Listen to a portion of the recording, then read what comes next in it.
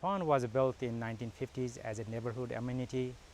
Since then, the dam was started leaking and it was overgrown with trees. The pond had overgrown with aquatic vegetations. The platform took about 4 months to build, and the pond, the dam, and the access road itself was designed to provide ADA accessibility. So as part of the construction, a new dam was constructed and a new riser structure was built. A platform was put on the top of the riser structure for public to view the features installed on the pond. As part of the project, we install a far-away wetland system where a stream enters the pond, and floating wetland. Those are for enhanced nutrient removal.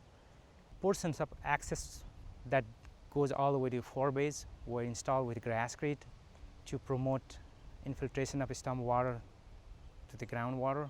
Part of the project, we install an interpretive sign that talks about what are the features installed on the pond, what are they about, what are the benefits of those features. The project recently received a second place award in the habitat category for best urban BMP in the Bay, and that is a part of the habitat features that we install in this pond.